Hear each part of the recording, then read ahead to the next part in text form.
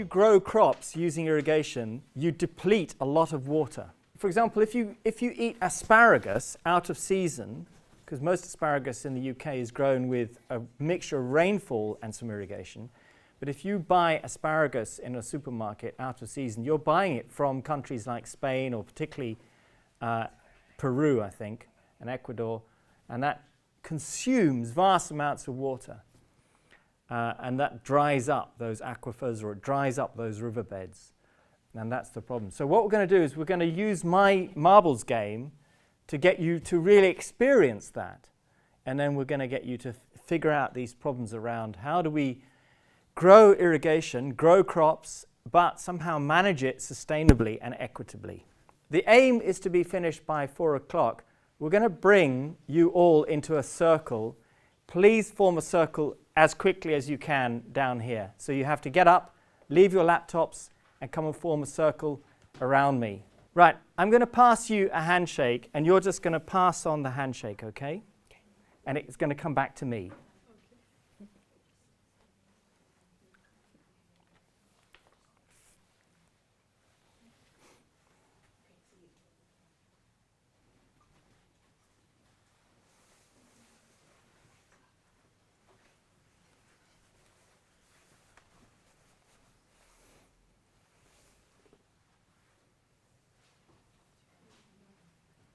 Okay, now quicker.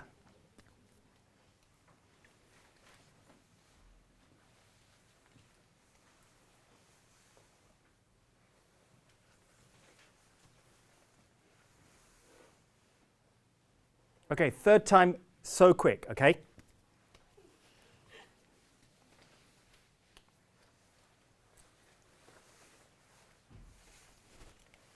Yay, fantastic. Why is this like water? What have we just done?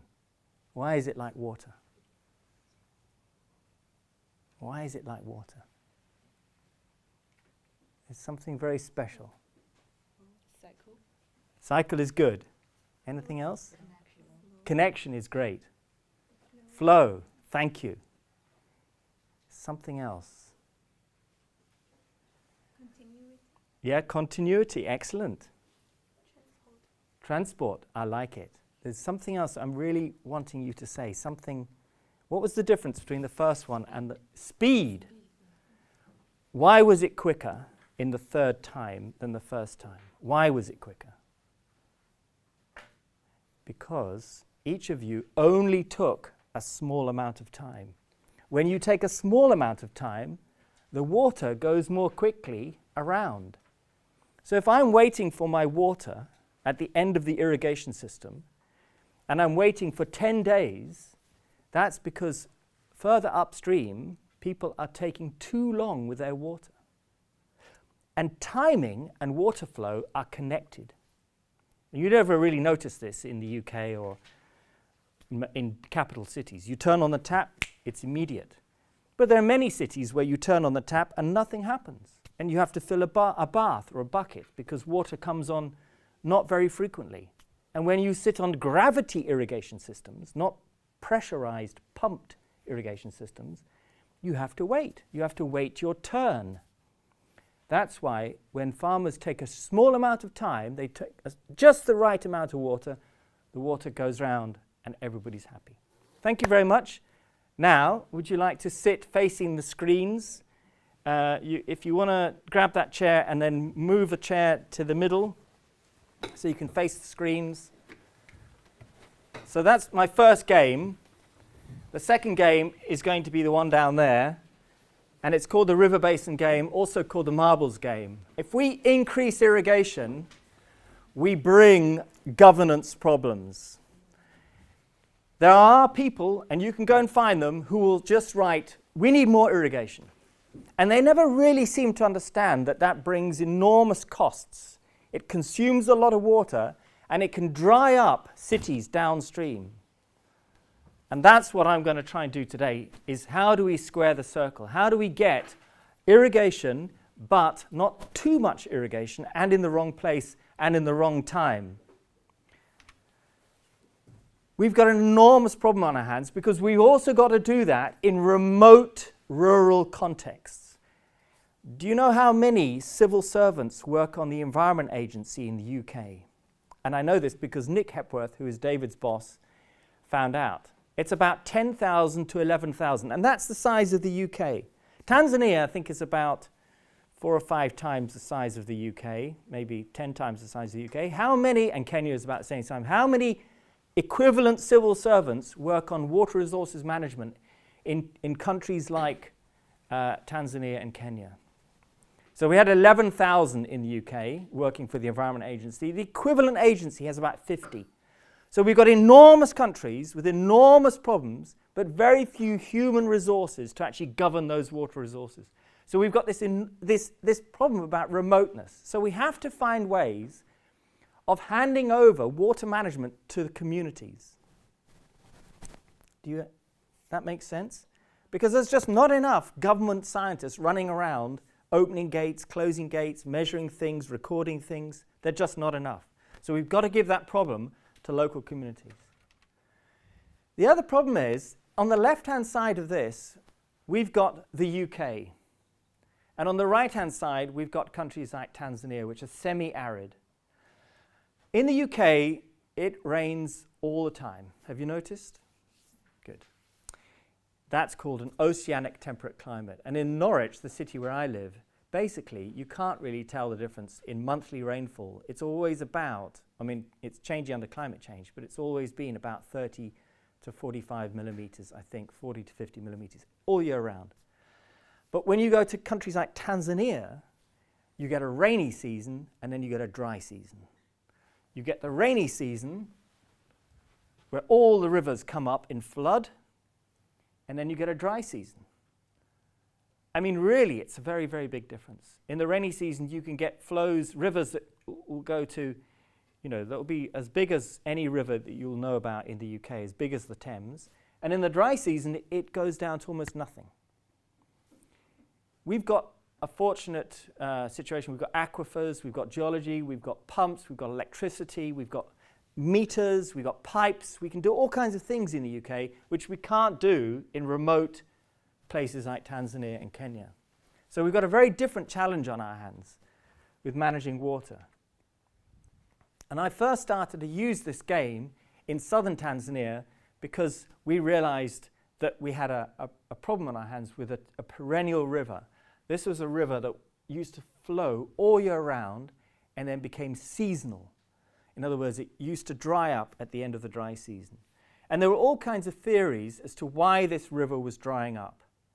And those theories are written here. Hydrological change, too many animals in the wetland, hydroelectric being mismanaged, an increase in the rice irrigated area, change in the irrigation intakes, which we'll come to, deforestation, too many livestock.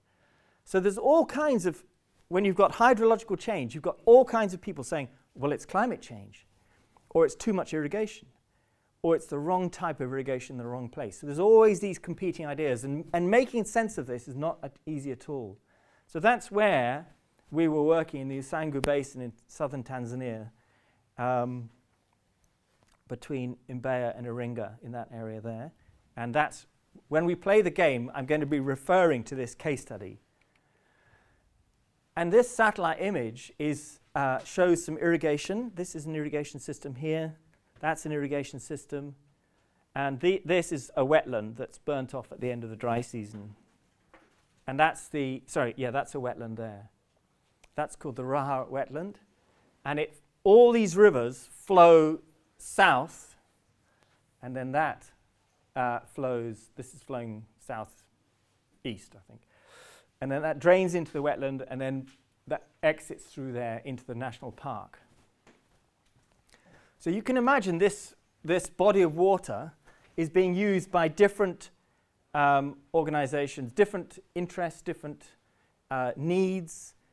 And the yellow is the mapped irrigation. And the simple mathematics that you need to do in your head is that the more yellow there is, the more irrigation there is, and the more water is consumed by the yellow in evapotranspiration.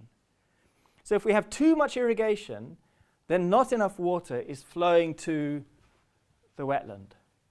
The wetland starts to shrink, and less water goes through to the Raha National Park. So that's the problem. Too much yellow, too much water being consumed, and less water going out to the wetland. Yellow is the irrigation. So there's the runoff coming off the southern mountains, and it's being used by many different interests and needs. And when you come to use the game, I'm going to point out that you've got two types of irrigation intake. You've got a traditional intake and a modern intake. This is the traditional intake, and the water is flowing from where the camera is pointing to. This is going towards that wetland, and this is a traditional intake, and it's scooping the water towards an irrigation system. So if we go back to that slide, then you can see that the rivers are coming down the mountains, and they're diverted into the irrigation systems, and some water is continuing down to the wetland. And the more irrigation intakes you have, and the more irrigated area, then the problem begins. There's another traditional intake, and you can see that it's kind of scooping water into the irrigation system. And then various donors have come along, and they have built what we call modern intakes. And when you play the game, this is a modern intake. I hope you're noticing the difference. You will see the difference. The modern intakes are built by using concrete, and they are what in engineering are called full sill weir intakes. In other words, when there's the wet season and the river is in flood, sure enough, the water jumps over the weir and flows down and feeds the wetland. During the dry season, it cannot jump the weir. In fact, all this water is being taken by the first intake, and it feeds the irrigation system, and no water is flowing down to feed the wetland. And this is actually captured in this smaller intake. It is still one of the modern intakes. There's the full sill weir. There's the gate, that's the bypass gate that should be open to let some water go downstream towards the wetland or for the next irrigation system. But that gate is open, and that means all of this water that's coming from the camera person, the person who's taking the photograph, all that water that's coming off the mountain is being diverted to that first irrigation canal. And none of it is going downstream. And that's a very important photograph for you when you come to play the game. So if you can remember that photograph. So here we have the most fascinating small thing called an irrigation intake, which diverts water towards irrigation or for all the downstream needs. Downstream needs are the wetland, fisher people, hydropower, all of these, and eventually the various cities that depend on hydropower. And that sort of division of water also happens on irrigation systems. So you can see at the top end of an irrigation system, they're very well supplied with water. And at the bottom end of the system, they are short of water. And this is a very classic problem in irrigation around the distribution of water, and it's known as top-end, tail-end distribution problems, or inequity, or whatever term you want to use it. It's a classic problem that the top-enders are wealthy with water, and the tail-enders get their water late. Remember the handshake? They get their water late, and they don't get enough water. So they tend to be quite poor farmers growing in the tail-end systems. So also dependent on these water systems are domestic water users, livestock, fisher people, and then the national park and the wetland. And then the power stations that get water from this river, and then that generates electricity for Dar es Salaam. So that water is crucially needed for downstream needs. It cannot just be used up in irrigation, because all of these, certainly back in the 90s, in the year 2000, all these other needs, including electricity generation from hydropower, were required. So, I devised this game. It's a common pool game, and you're going to be playing it very soon. And this is the game with some farmers in Tanzania. And we used it for the first time. I used it with students at my university, and then we decided to see whether it could work with farmers. And at that point, I think we're going to just see what the next slide is. I'm going to take you through 4 phases. First phase, I'm going to demonstrate it. I'm then going to get you to chase after water. I'm then going to get you thinking about money. And then I'm going to get you to cooperate. Okay, and then I think what we'll do there is we'll divide this presentation into 2, and I will stop. Okay, we're going to play the game. Because it's much better to actually play the game than be told about the game. And if you can move your chairs round, and if you can bring a chair, we'll just need to bring more people into the game. Okay, could you all come and stand around the game? So this is my river, and we have an upper catchment where the rain falls, and it drains down to the wetland at the bottom. So that's the simple upstream, downstream. This is my catchment, which generates rainfall. It's humid and it's cooler, and you get orographic rainfall. And here, these are irrigation systems, and that is a small village which has its domestic needs.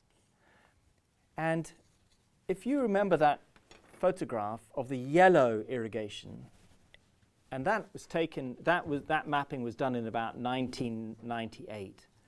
So, but if you go back 100 years, there was no irrigation whatsoever.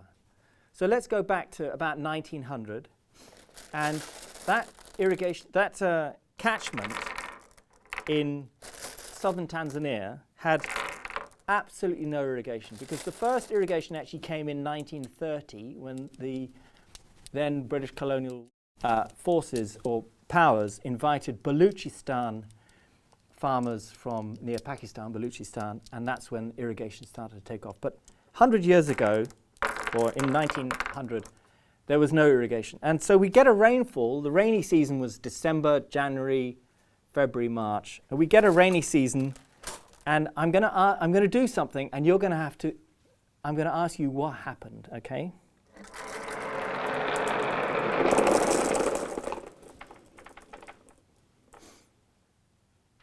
What happened? The water all went one direction. The water all went in one direction. Assuming that these are the fields. These are the fields, but they're not being developed yet. Okay. Yeah, it has not gone to different streams, just one stream. Yeah, one stream. So the river is happily supplied in the wet season, correct? And the wetland is thriving. And even in the dry season, when there's much less water, what happened in the dry season? It's the same. So the river is perennial. It flows year-round. And the wetland is supplied in the wet season and in the dry season, year-round. So the wetland is incredibly vibrant. It's large. It's supplying water north to the Ruaha National Park, and it's a perennial supplied wetland, so it's a very healthy wetland.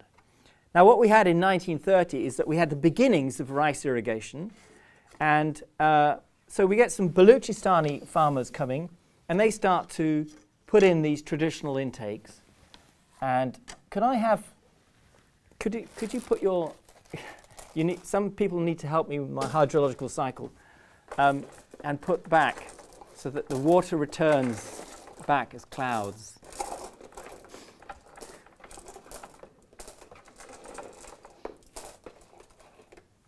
So the Baluchistanis start to put in a bit of rice irrigation, and they put in initially these traditional intakes. Thank you so much. So let's just see what happens in the wet season.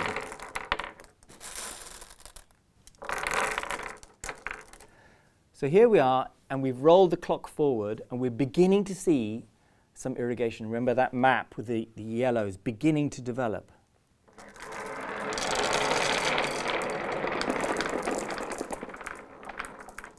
So what's happening? Can you explain to me what do you think is happening?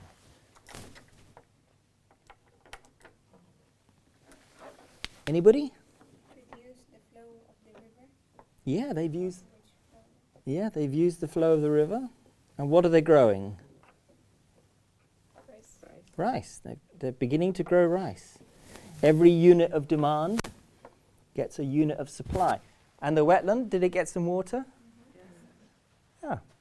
So in, 1930, 1940, 1950, 1960, there was some development of the river through irrigation, but even in the dry season, the water was getting through. And the river was perennial, even though they had some irrigation. Everybody happy? And you're on board with what's happening? You can see what's happening? Okay, thank you.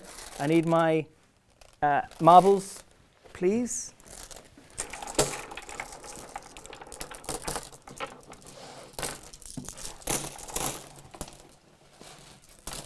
Thank you. So, now we wind the clock forward, and we're now in about the year 2000. And what's happened is we're getting more irrigation, but the FAO, the World Bank, the European Union have come along, and they've upgraded those traditional intakes to concrete intakes. So they've replaced those traditional intakes with these concrete intakes. And there's much more. And the village has started, so it has its water with a little concrete intake. So now we are in the year 2000 with more irrigation. You can see there's more land. And the intakes have changed from being traditional, which scoop the water, into these blocking type concrete and metal gate. So we'll see what happens in the wet season. But this time there's a drought. So the wet season is not that large. So we'll see how the water is distributed during a drought in the wet season.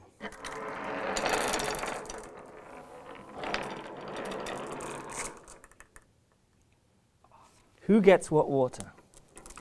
Upstream. The upstream.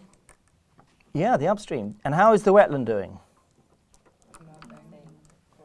And how are the downstream irrigators doing? And who's wealthy? Upstream. And they just got one. So you remember that photograph from this slide, the one I said was really important? That one. That's the first intake on the sequence of intakes. Some of these rivers have 10 or more intakes. The first one gets all the water. Like this, just like this, during the dry season. Because there's not enough water. This is taken during the dry season.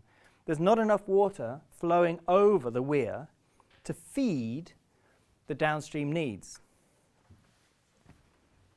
Okay, so now we're all on board. That's the first phase. You now understand where the wetland is.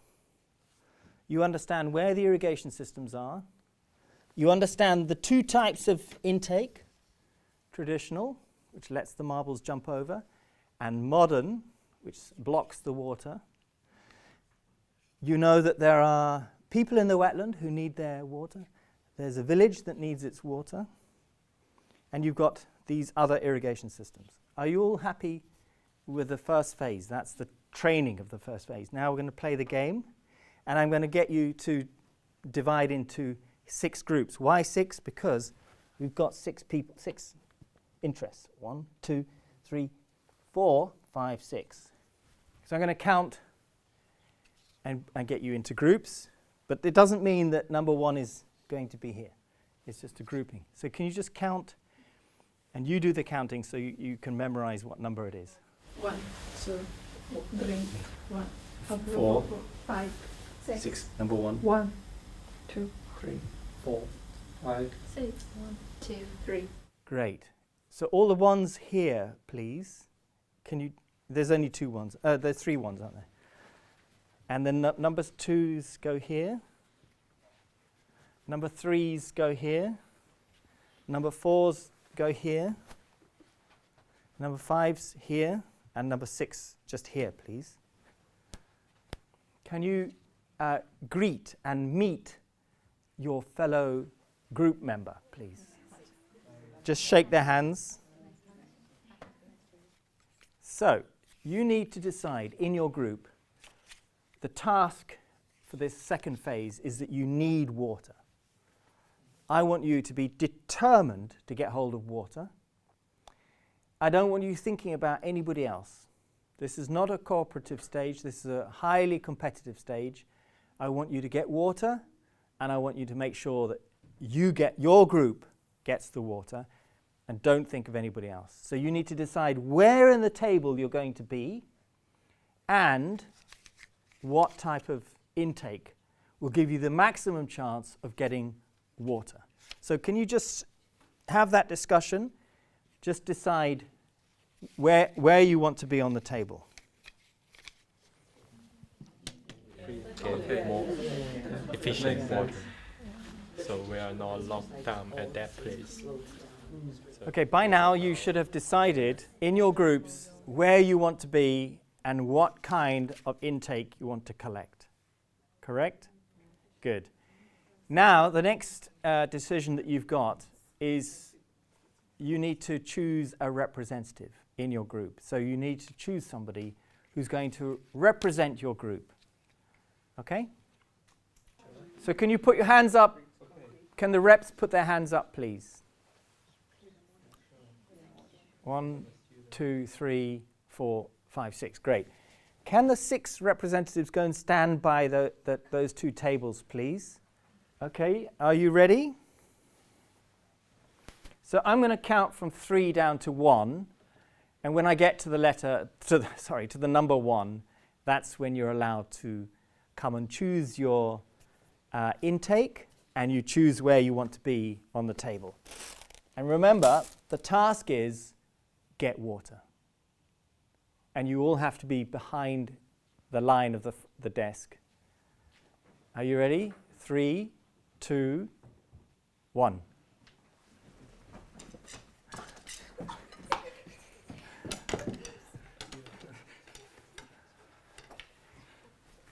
And I see some of you have monopolized the first intake, which is great. I really like that because that's really what happens in real world, is that people are chasing the water. But sadly, I'm going to intervene and just ask the last 2 who put sticks here, you're going to have to pretend to be another.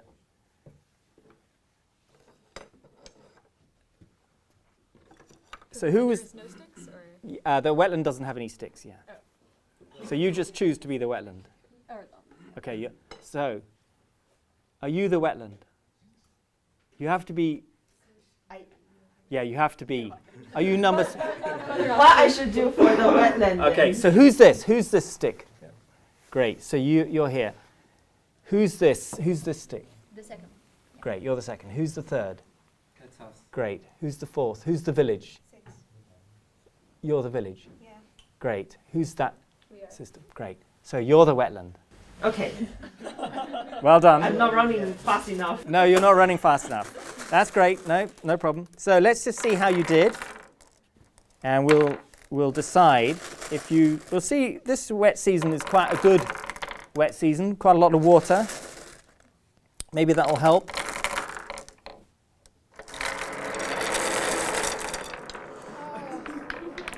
Oh dear, that's not very good.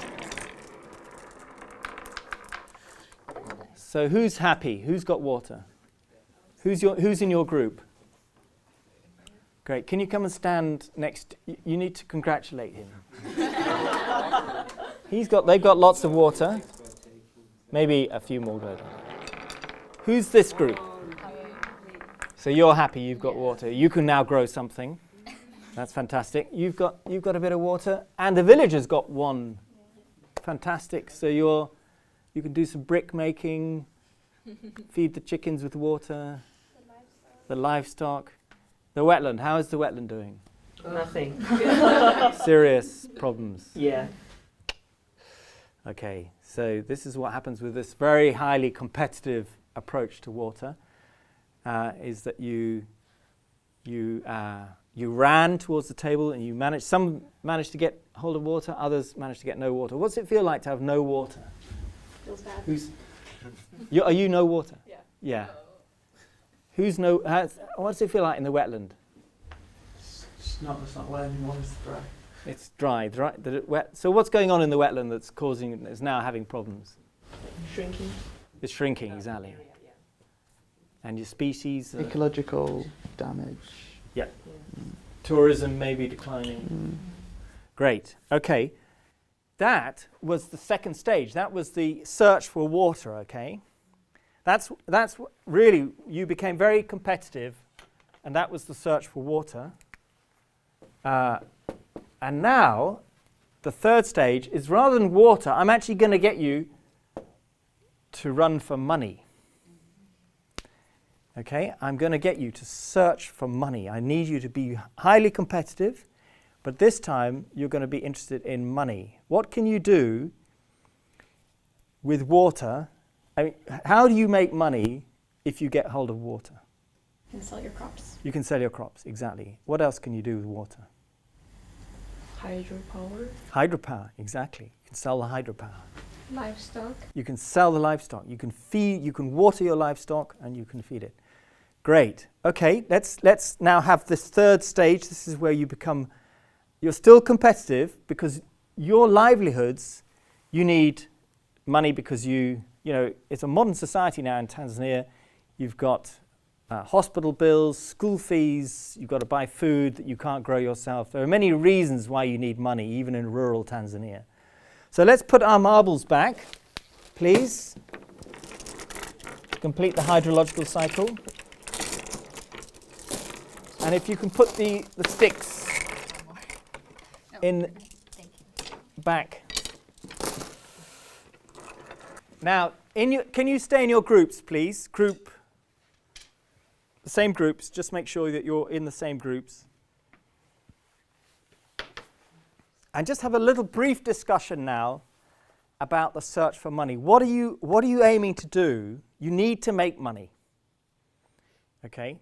I'm switching you from water to money, but of course, underneath, in this particular part of the world, underneath money is this need for water. So can you have a brief discussion about where do you want to be on the table to make money? Where do you want to be on the table, and what kind of intake do you need to make money? Can you have that brief discussion, please? We have quite a small plot, but we don't do anything there. We just sell the water. The highest bidder. Okay. Have you decided in your group where on the table you want to be and what kind of intake? Okay. Now, your representative might have been quite slow, so you may need to sack them and get a faster representative. Make sure that you're comfortable with the representative and either sack them or get a faster one or change the shoes or something. And then your new representative, or if you're happy with the same representative, if they were fast, can you go and stand by those tables? And can you need to be right back by the table to keep it fair. And remember, if you go before the sound of one, you're cheating. So we can't have that. Okay. Remember, you're making money. 3, 2. 3, 2, 1.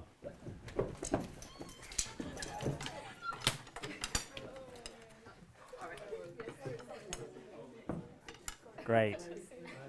Okay, I'm always interested. Who is here? Well done. You're going from thirsty to. Did you get water the first time? You do. Oh, it's the same person. There's something. Well, that's good. Who's the wetland? Oh no. Okay. Let's see how you do making money. You've developed the river so much with your concrete intakes. Fortunately, it's another wet year, not a dry year.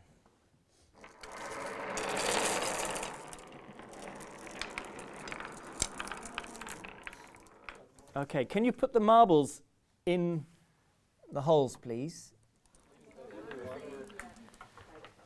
Okay, who's making money and who's struggling? You're making money? Who's this group? You're making money? Who is now going to be struggling to make money? Exactly, you're going to be really struggling to make money. What we're going to do now is you're going to sit down, and whether you got water or whether you had no water, you're going to discuss how you made money. How you made money. I'll give you an example if you had water. Here's an example. We grew a crop of rice and we sold it at the end of the season and we got paid. Hear my logic. I explained the steps to get money. Now, here's an example of somebody who didn't have water but made money. I walked up to these farmers and I offered my labor to harvest their rice, and they paid me a daily rate, and I made money through selling my labor. So there's an example of what you did with no water and with water. So what I want you to do now is we're going to brainstorm all of the ways that you made money with or without water. And you're going to do this in your groups, and you could also bring up, two groups can sit together, so groups 1 and 2, or the groups with water, or however you want to do it. Just sit down, turn the chairs around, and we've got about 10 minutes, 5-10 minutes, and you're going to discuss how did you make money. Okay, please sit down and just start that conversation. You have what I want, you need what I want, and then we exchange. They don't have enough land to grow their products.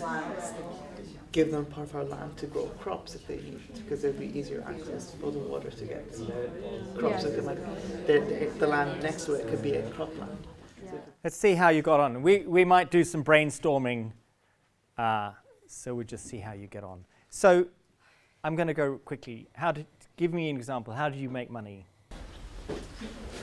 Okay, we can sell our livestock, the village. We have livestock. Yeah, fantastic. Is that a distress sale? Did you have money? Did you have water?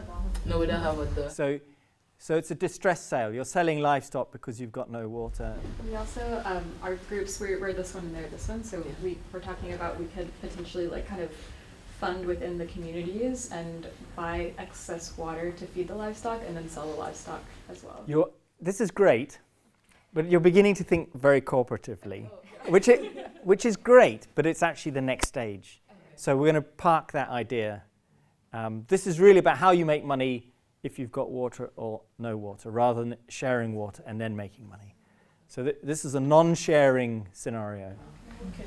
But can they do trade by barter, considering that this has little farmland and excess water, and they had a large amount of farmland, they can grow more crops. So like, I give you more farmland, you give me more water. Yes, I still share. Those ideas are around how do we begin to share water.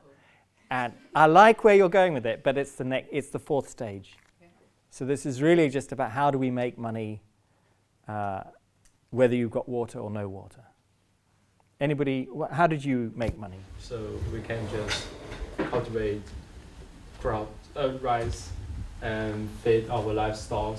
So at the end of the season, we can sell them and get money. And we are also thinking about directly sell those water to other fields. Just great. Directly get the money. Directly sell water. Fantastic. Exactly. Those are all bring in money. That's a sharing type thing, which is how can I sell some water for others, but we'll keep it under here because it's making you money. How did you make money, or you same group? we're group 6 from the rice, Right. but also we were thinking of buying money from them to irrigate our land, the remaining. So you're buying their water. Okay. So I appreciate everybody. Well, so if we've got this direct sell and somebody has to buy, and then you irrigate, and then you make money. Okay, that's fair enough. But it's kind of this sharing idea, but we'll come back to that. How did you make money? So we have a big land, it's like the third one. So we were thinking about renting the land or also selling part of it. And with that money we would then do some rainwater harvesting. Great. I'm going to put that here. Rainwater harvesting. And we also thought about using like a crop that is less water intensive than rice. And worst case, we would steal water. Yes, fantastic. I'm so glad. Yeah, exactly. Steal water. Fantastic. And that's what happens. In the nighttime, farmers will go out and break the intakes. Exactly. And then somebody said sell land. Yeah.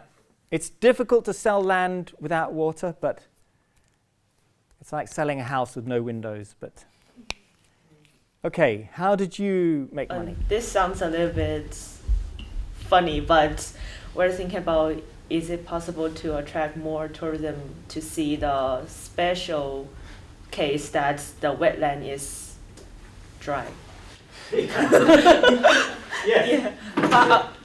Yeah. That's our idea So you- about like attracting tourism in a different like unusual scenery. Yeah. Yeah, tourism. Disaster tourism. Yeah. I like it. We'll put a little bracket around there, disaster. Disaster. Yeah. And this might maybe attract like organizations that care about, for example, ecological damage, and they might invest in the wetlands areas. Be like, oh, let's re-wet those wetlands. Yeah. Thank you. So you can go to WWF or Water a Witness, and you can say, our wetland is drying up. Give me some money. So you're sort of doing a charitable claim. Exactly. I like it. So now we've got some ideas. Any more ideas? How do you make money? So we can just stock those water and turn it into a pond which can grow other species like fish or Yeah, I'm gonna put pond here, and I'm gonna put fish here. How else? How else would you make money? If you've got no money, you wake up, your farm is dry. How are you going to make money that day? Don't be too comfortable. You have to put yourselves in the shoes of somebody who's got nothing. How do you make money? We talked a little bit about selling labor as well, but in the sense of like maintaining the infrastructure, so like rehabilitating the irrigation canals and things like that. Yeah, so sell labor. And then you've got various types of what is it that you use your labor for? Maintenance, cleaning, construction. Yeah, so there's various sort of diversified livelihoods that come out of people having to be creative. Is there anything that's slightly more distasteful, something a bit more bleak that comes to mind when you have to make money? I think for the wetland, I can do land use change and maybe put a ranch where I can put indigenous cattle that don't need a lot of water, and then sell them for beef. Yeah. So you sell livestock or you change the livestock. Yeah. Yeah, I agree. What else comes to mind? If I mean, I'm about to mention something, and it'll be very familiar. If you're very poor and you need to make money, you go and chop wood. You go and chop down you can make charcoal. You might go and do some artisanal mining. That's, a lot of very poor people will go and try and find something that they can sell. Correct? So that they'll do charcoal and cut wood. Anything else? Now that I'm helping you, is there anything else? I could make money in the next 5 seconds. I'm going to sell my digital watch for 50 pence. Yeah, what have I just done? You sold your properties. Yeah, you sell your assets. You start to sell your assets.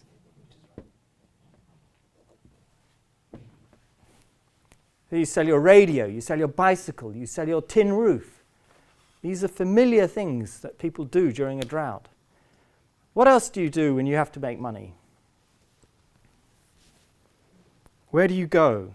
What happens in rural areas when people have got very few opportunities? Or migration, they relocate to. Yeah, they migrate to urban environments. Yeah. You could go to the government, ask the government for help. Yeah, so charitable claim, government claim. Yeah, exactly. Go to the World Bank, go to Water Witness. Loans, credit.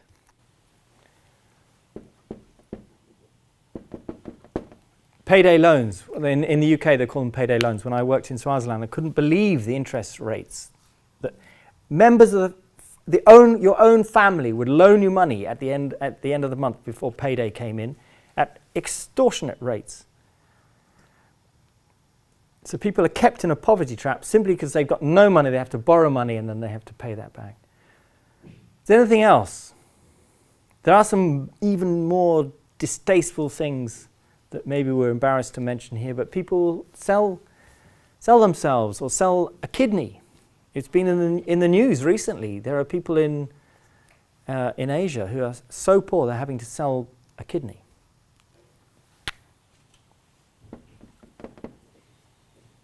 Crime rates will go up. Yeah, crime. Yeah, exactly. Thank you. Not just stealing water, but stealing goods, shoplifting.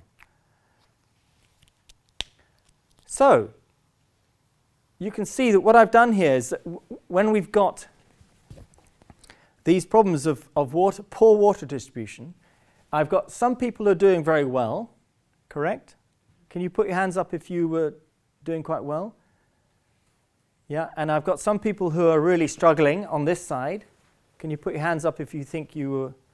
Yeah, great. Now I'm going to ask you a question. And you can see the marbles are very unequally distributed on the table as you look at them. And then we've seen the consequences of that. The livelihood consequences. Some people are doing very well and some people are not doing at all well. Turning to crime or having to borrow money or having to sell their assets. Why? And I want you to wear the hat of farmers here, irrigators. Why is this an important stage to me as the facilitator of the River Basin game in a workshop? So what I imagine that you're farmers. There was that picture of the game in southern Tanzania with farmers. And I've just done this, and we're all sitting here, and the farmers have said, in fact, when we ran it in Tanzania, they said, this is the problem that we're facing. When we have no water, we have to go and do these things. So why is this important to me as the facilitator of the game? Why is this stage called the search for money? And you can see the consequences of poor distribution, the consequences of chasing water. Why is this stage important to me? Could it be like a regulatory issue? So like as a facilitator or as like a governance body, you could look at it and say, okay, like you can't have a irrigation that covers the whole river, like you can only take so much water. Yeah, so you're kind of answering it as a farmer, and you're also answering it as my next question, which is why is this important to me as if you're putting the hat on of a scientist or as a government person. So at the minute you're farmers. Why would farmers want to reflect on this?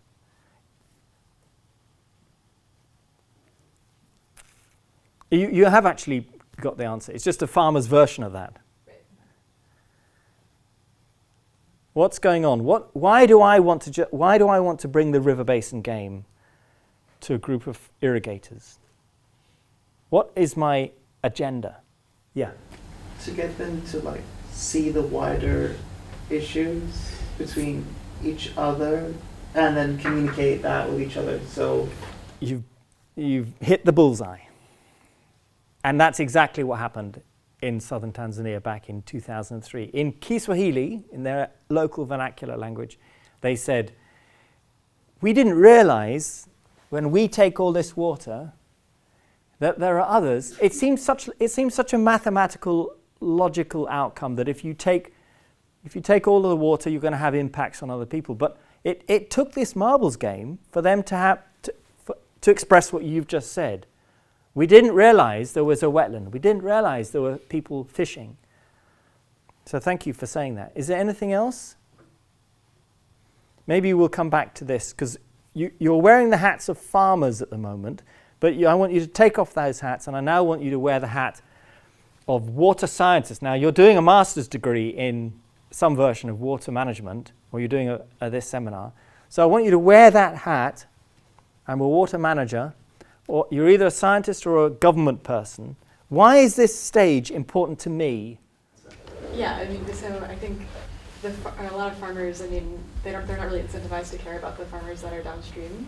So that's when like the governance or regulatory body should come in and sort of regulate how much water can go to each farmer. Yeah. So what I'm trying to establish now is the basis for moving to the next stage, which is the sharing stage. I'm trying to get people to think these consequences are so severe that we've got to do better.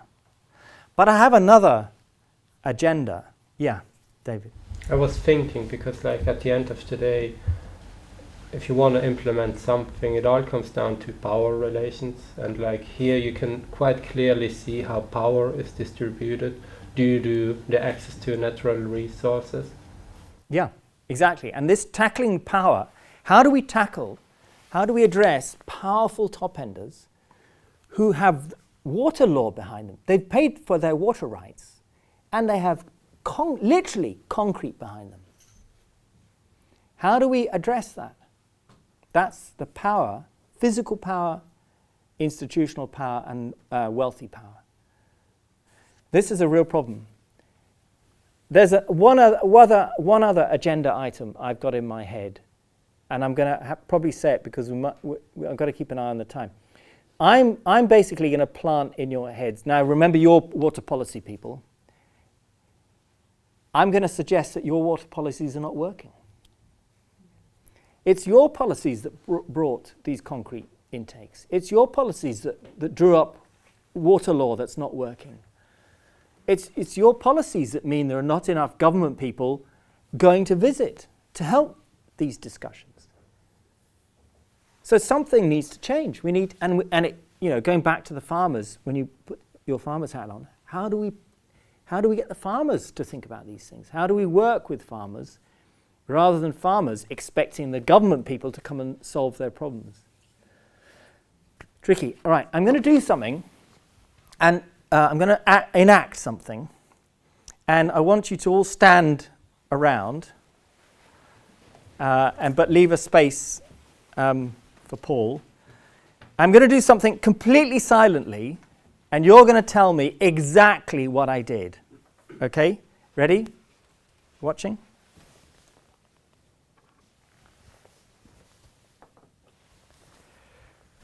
What did I just do? Redistribution. I did redistribution. But be more accurate. I did something very particular. You took from the one that has the highest and gave to the one that does not have. I did that. And you can be even more accurate. So rural from like the village. Yeah, I took it from the farm. Gave it to the village. But I physically did something incredibly important. Or put that into that small home? Is that like? That's the village. Oh. That little black one is the village. Where did I take this one from? The excess. The excess. I took it from the excess. Will this farmer notice the loss of 1 unit when it's the excess? And then how many units did I meet? How many? They have 2 units of demand. And how much of that in a percentage did I meet? 50%. So I took a unit which has no value, possibly even negative value, because it might be flooding the crops and suppressing yields, and I gave it to a village that was desperately short for water, and now I've met 50% of their needs. So that is the sort of economic rationale for reallocation. That's why when we start to reallocate water, not only do we start to solve some of these problems, we start to we increase the value of water in the catchment, because this water has almost no value, possibly negative value, and that water has enormous value. So the value of that unit went up, and the value of the water in the whole catchment went up. So now I'm going to move you to the 4th stage, which is the cooperative stage. Okay, can you stay in your same groups? Can I have my marbles back? And can you put the sticks down there?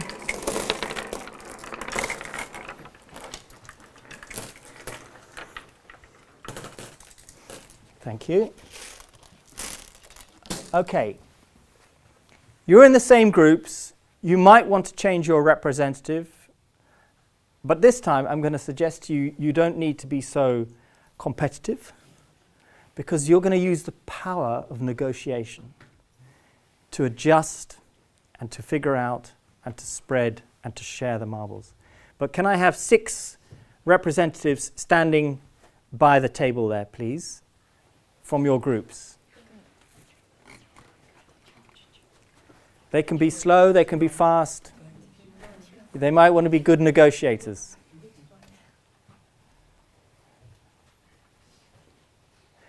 So on the sound of 1 is when you can choose. Now I'm going to suggest to you that you can be in a more powerful negotiating position if you're up the top. But even if you're the wetland, through this new cooperative group approach, you're going to hopefully have a voice. Okay? 3, 0. Yes? We're keeping our same spot that we were in. No, this is a fresh start. So this is a cooperative approach. And where you want to be in order to have a voice is where you want. Sorry, I should have said that. Yeah, you need to decide your strategy in order to have influence over the water sharing. 3, 2, 1.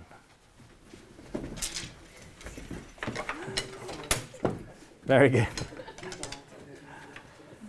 Okay. So who's the wetland? Oh, I am. You're the wetland.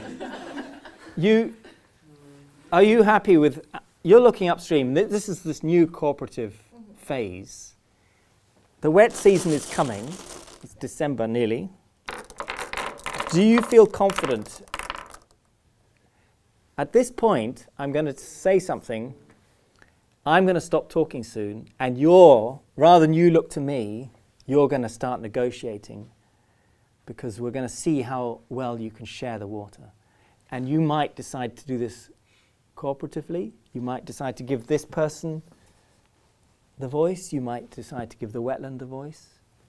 But we'll see how you did. It's starting. You need to get down and start negotiating. Sorry, we negotiated before you? Well, we can do it now. I just don't feel very confident that you've done a very good sharing arrangement. Yeah, there's nothing changed. Your sharing approach has been not very good. Who's the one over there? He is not. He didn't want to like. Well, you're looking at me. You need to come down. Yeah. Right. Let's start again. Can you pass the marbles back? Don't worry, don't be proud. A new one. No one's gonna. Did you know So that- here's- Yeah. So You're standing there as if it's going to change. You need to come down and start negotiating the position of the sticks and the type of sticks, and do it without looking at me as if I'm going to give you the answer. This is a community approach. right. Who's at the first Who's the one? Why should we change our stick? Because, well, you already have a surplus of water, and excess of water, so your crops will basically die, and you'll get less yield to harvest. Also, by changing your stick, we could all cooperate. If we get more water, we could pay you a percentage of our, I guess, I don't know, like profits. Which one are you? Production? This one. We used to be the wetland for a long time. I'm not So sure. we're thinking to benefit the wetland somehow. But I think it's because we're thinking about community scope now. So rather than having the uneven distribution of water, hence the wells, it's kind of unsafe for you guys if you're too wealthy and others are too poor. Like, think about the crime. If we're gonna steal your water, steal your money, steal your crops, that's not beneficial at all. Like in the long term, maybe in the short term, in this year, you're gonna be the richest in the whole country or whole like area. But in the long term, what if like the uneven distribution is always there, and like we're poor people, we're gonna do something not nice to your land, I think. In the Yeah, Okay. from my perspective, even though we choose the modern part, but look at this, there are five stick and four of them are modern part. So you are actually compare the moral things with the economic values. So even though we have the excess water, but we can collect them and sell with others. The exceed water doesn't mean that we keep them all, but we can sell it and earn money from them. So you are asked us to give up the economics value. Benefit, thing. yeah. Yeah. So why should we? As the wetland. Oh, sorry. You're discussing amongst yourselves, but I physically want you to, I'm hoping, because I've never witnessed this before, where you have actually sat down, because now the rainy season is coming around again, and I'm interested in you physically seeing if you can share and get the water, and then we can discuss what was it that created those incentives. So let's try you, with your representatives. I don't want to tell you how to do this. You need to start to actually have a discussion.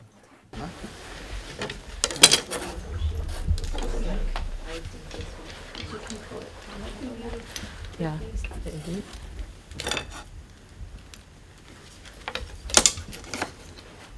Okay, so we see how you've done? The problem is it's a drought this year. It's very difficult during a drought to share water. So we'll see how you did.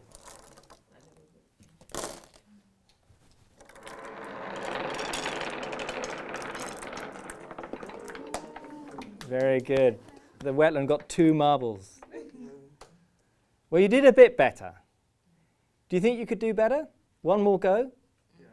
You need to adjust. You need to discuss and adjust.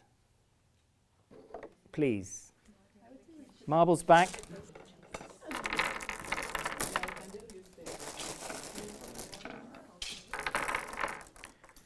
Okay, I'm going to ask the wetland. Who's the wetland?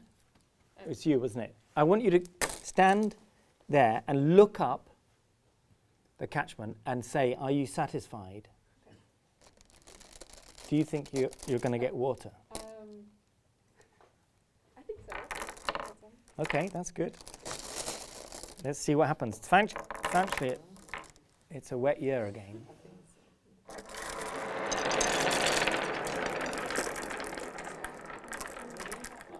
Well, I think you need to give yourself a round of applause. The village has done very well. The wetland is struggling, but it's got a bit of water, and they're not waste. They don't have excess probably, so that's good.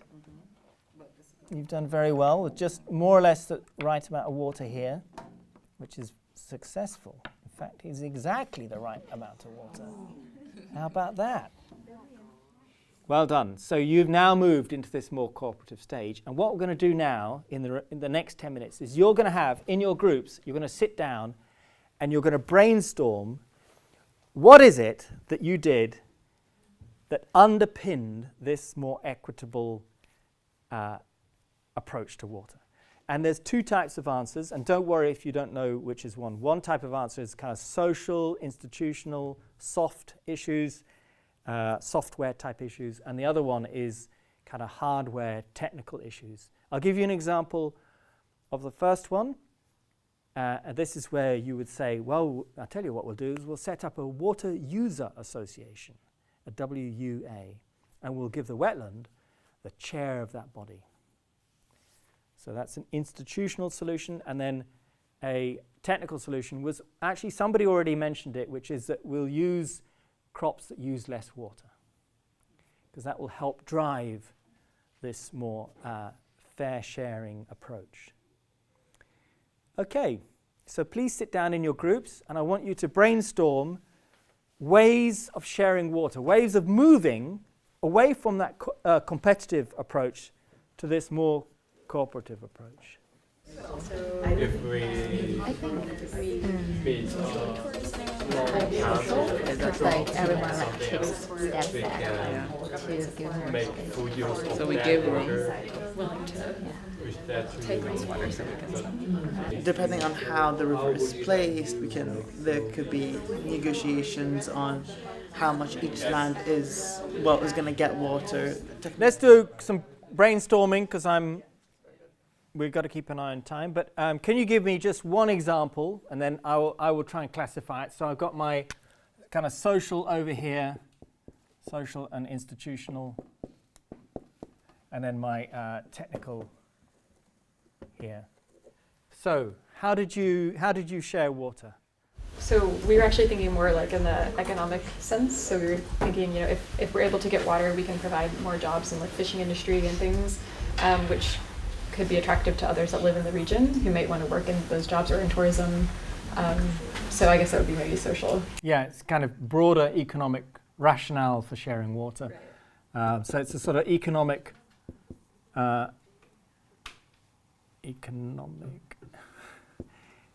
growth argument.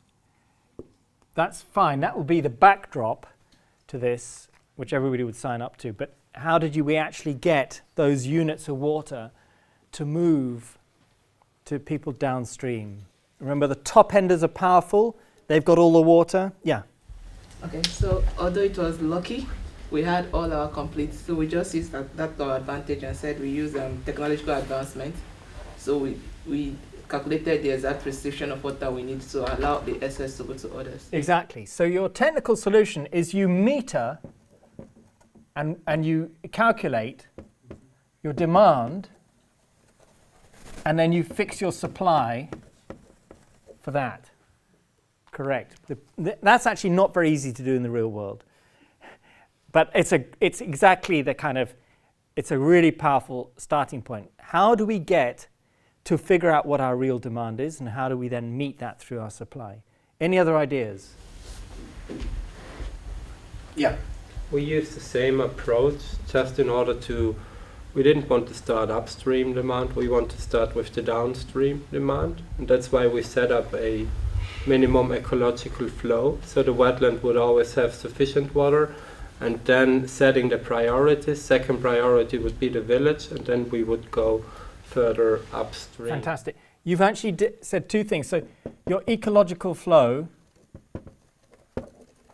so you've set your ecological flow, but importantly, your institutional priority was downstream to upstream. That's really interesting. So basically, the order of priority is downstream working upstream. And there are irrigators who have enacted that. They've decided that they would begin with downstream users and then meet their needs first. So yeah. Any other solutions? Since we got the village part, so we don't have too much water to irrigation, so we can just recycle the wastewater and reduce them. Yeah. Yep, recycle water, especially in a village, because it's not easy to recycle irrigation water because it gets consumed. I mean, you can do it, and a lot of it does happen, but it's technically sometimes simpler to recycle village water. You may not get a lot of water from a village because they've only got 2 units to begin with, but it's a really interesting idea.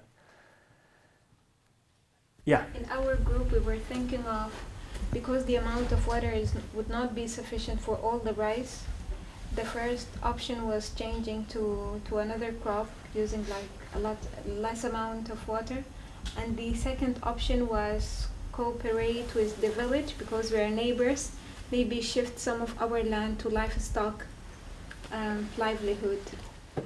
Yeah, so change crops and share resources, which I'm going to put here. So you're sharing land, livestock. You could even expand that. Who is the wetland? You could even say, well, you've probably thought of this. If we can have some tourism happening in the wetland, finish the sentence for me. Then it can benefit the others as well because we'd have more money coming in. Yeah.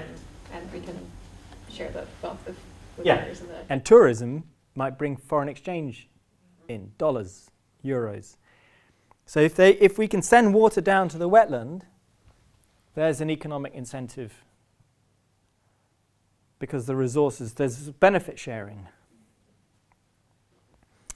Anything else? Before, I think we'll just take a few more.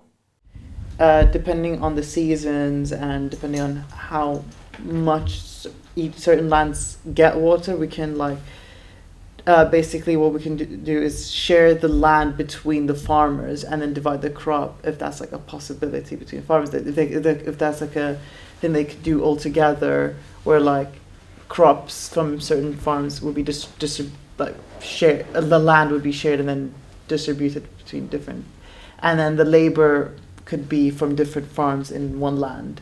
Yeah.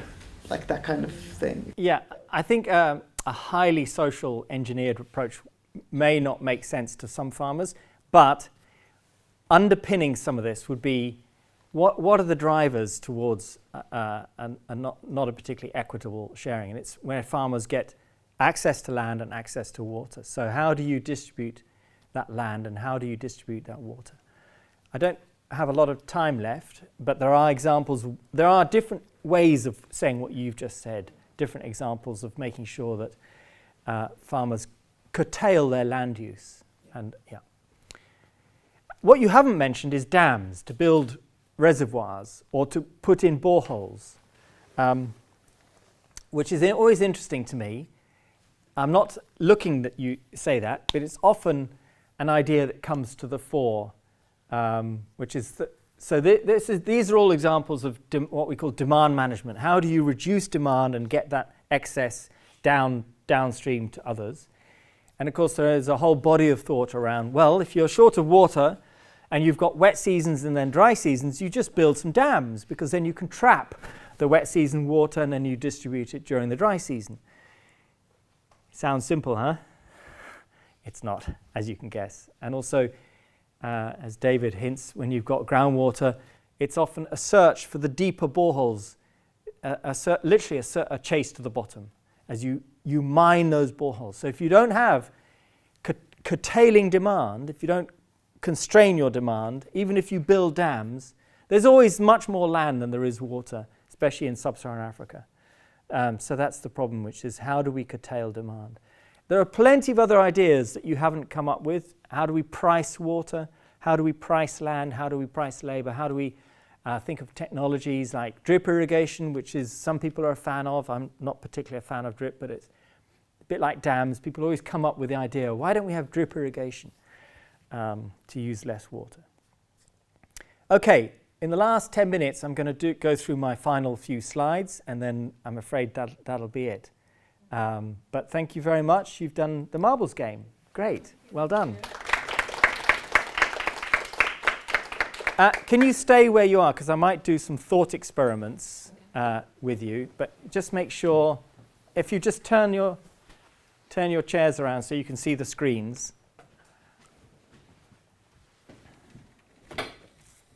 So I took you, just recapping, I took you through those 4 phases.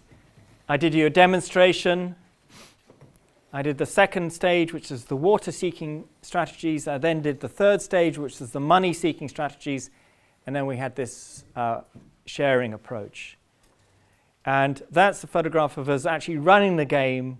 It was run not through me. It was run in Kiswahili, in the local language, well, in Tanzanian national language. And you can see that it's very similar to what you've just done. And it worked incredibly well. And we managed to get the top enders and the tail enders really sort of talking to each other. And those are photographs that I took of top enders using a lot of water to grow rice. And you can see the rice nursery in the top enders is surrounded by open water and weeds. So they really are using a lot of water. And they were watering these fields for nearly 200 days a year. And the tail enders, well, they were dry. Their land prep was dry using hose. And you can see that they put straw mulch to stop evaporation. And there's all the excess water around the rice nursery. But the excess water around here is very controlled. So there's a very large difference between what top enders were doing with this profligate water use and tail enders with this very parsimonious water use. Then our calculations showed that the top enders were using about 2.5 meters, 2,544 millimeters. I'm 1.8. So they were using this much water, probably 2.5 meters up there, to grow about 2 to 4 tons of rice. And the tail enders were using under a meter of water to grow about the same, 2.7 to 4.5. So the water productivity was very different between top enders and tail enders.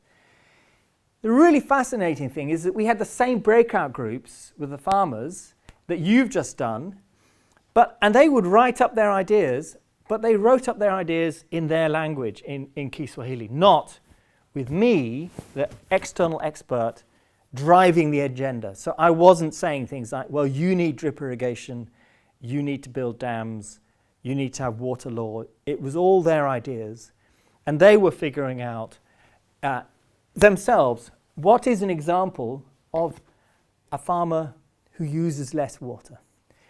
How do we know when a farmer uses more water? And guess what they did? They did have a demonstration of when they knew a rice farmer was using too much water. And in their language, one of them stood up in this room and he pointed to his ankle and he did this he chopped his ankle, and I said to my PhD research team, what is that? What's going on there? And the farmer had just said, when the water level in the rice paddy is over the ankle, that's when they're using too much water. So it's a very interesting idea that definitions around excess or careful use of water need not be driven by metrics or numbers or calculations. We just need that discussion to get going. And there's a lot, this is the subject of my PhD, which is how do we enable technologies to facilitate that water sharing? I won't go into detail, and you can look this up in your own time. But you can move away from what we call full crest weirs, full sill weirs, and undershot orifice gates. It's a bit technical. And you can use what are known as proportional intakes, which are much more suited to environments which go from high wet season flows to very low dry season flows. Because during the dry season, that still flows, but everybody gets an equitable share. And they can see the division of water in the proportional divider. And then there are other types of dividers that use very, very transparent ways of dividing water. I won't go into that one. But basically, to finish up, what we've done is we've used a water dialogue aid. we've used a model, we've created discussions, and we've created some decisions, a decision aid. And that's really what you've done today. And that's, to me, is the great challenge with water management, which is not to come to communities with technologies that we think we've developed in our laboratories, but is to start this discussion, which is not expert-driven. And I've written about some of this in a paper called The Cathedral and the Bazaar, which effectively just says we've got to create subsidiarity. We've got to have local users feeling empowered to talk about water sharing, and that's the bazaar approach, rather than the cathedral approach, which is sort of controlled from the office, ex officio, ex cathedra, from an official point of view. So that's where that comes from. And I'm also very suspicious around a very common phrase I've come across in sub-Saharan Africa, which is that if we're aware that farmers are not using water very well, that they somehow must be trained on land and water. It's incredibly common to come across this. Farmers waste water. They must be trained on land and water. And my question with this marbles game is, what kind of training needs get vocalized by farmers who've just played the game? What kind of training needs do they want? Because they're what I call 24/7 irrigators. They're aware of who's using what water. And we asked that question in that game, in that room, which you saw their game in. And guess what training, is it written there? No. Guess what kind of training they said they needed? You'll never guess, so I better tell you. They said, we need bookkeeping, accounting training. Why did they need bookkeeping training, not technical irrigation training?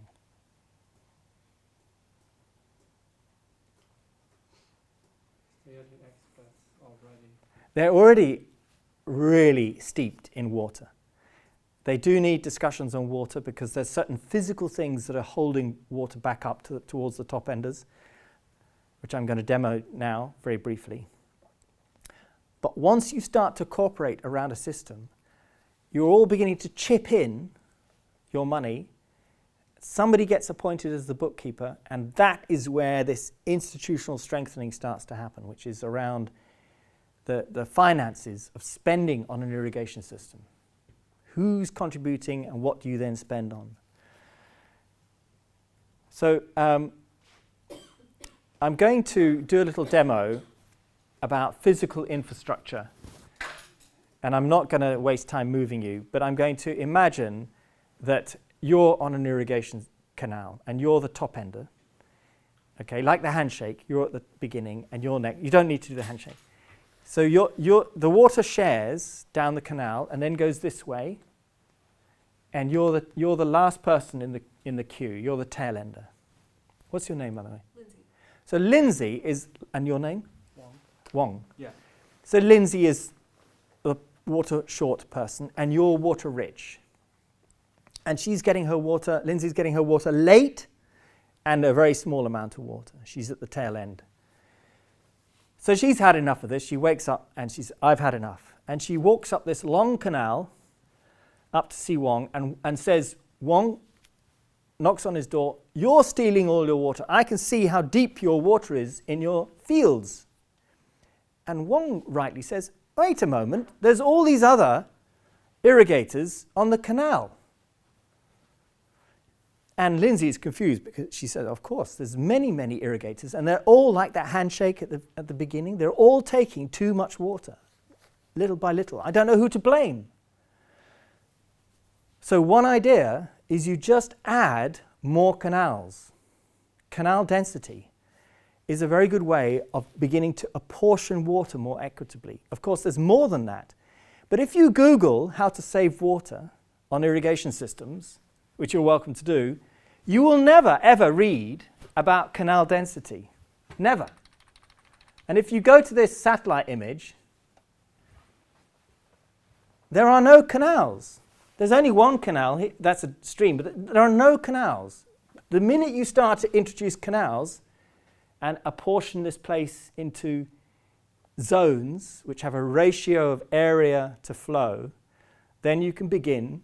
Lindsay would then have her group on a little canal, you would have your group on a little canal, and you would have your group on a canal. And your transparency of water sharing would be modular, it would be shrunken down, it would be bite-sized. So now you have a means to negotiate your water sharing in a smaller module, rather than dealing with a very large canal. That's the connection between technology and sharing. So that's it. That's my final presentation. I'm not going to run through the bullet points. You can read that at your own leisure. I have finished on the dot at 4 o'clock, which is when I promised to. Thank you so much for joining in. I really appreciated this. You've been fantastic. Are there any quick questions? Thank you very much. Thank you. Thank you.